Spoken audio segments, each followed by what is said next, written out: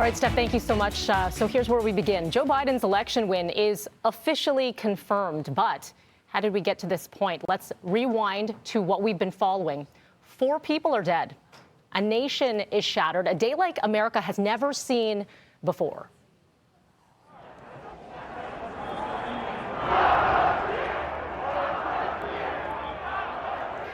Angry mobs storming the Capitol after a speech where Trump again falsely claiming the election was stolen.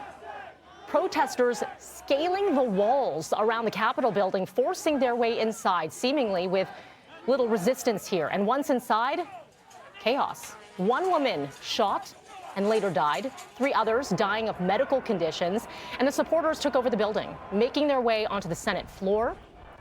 We've been showing you all morning, and we will continue to show you powerful images of officers with guns drawn, barricaded inside the chambers, ready to fire, offices ransacked, a note left on House Speaker Nancy Pelosi's desk saying we will not back down.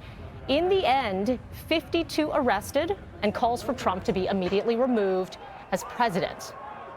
Now, despite efforts to challenge the process, senators returned to their chamber overnight, guarded by dozens of heavily armed police, and tallied the electoral votes, officially certifying the U.S. election victory for Joe Biden. And the certification came early this morning, just before 4 o'clock. Biden receiving 306 electoral votes, Trump with 232. In a statement from the president released on Twitter by Trump's deputy chief of staff, he says he totally disagrees with the outcome of the election, but there will be an orderly transition on January the 20th. So what happens between now and then? Joining me now live from Washington with the latest is CNN reporter Karen Caifa.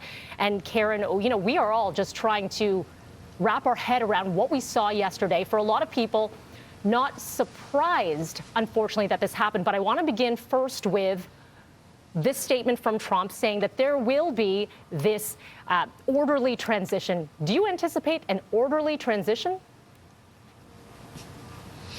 Well, Melanie, this is the first that President Trump has come, the closest he has come to making any kind of concession in that November race, 2 months after Election Day. And the statement is there. The question may not be whether President Trump will participate in that orderly transition, but what will his supporters do?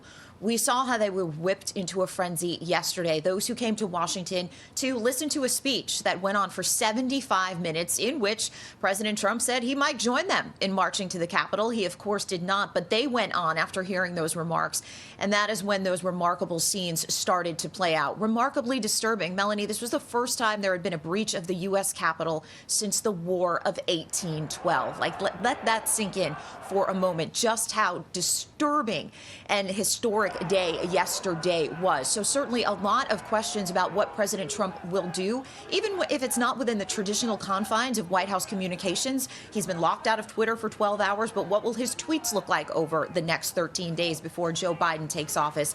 A lot of questions, and a lot of lawmakers and even members of President Trump's own administration are bracing for that and trying to think of what they can do in the next 13 days to mitigate the damage. Karen, we saw a curfew in Washington of 6 p.m. That to be, I believe it's lifted as of early this morning right now. What are the streets of Washington looking like?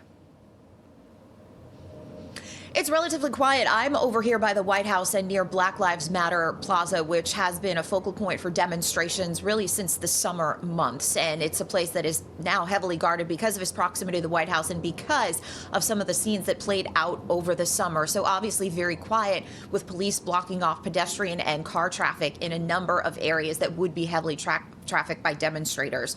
The curfew was certainly something that was intended to calm things down. The mayor of the District of Columbia had foresight in terms of planning for these protests, perhaps in a way that other law enforcement officials around town did not. There was already plans to have the National Guard on standby if they were needed.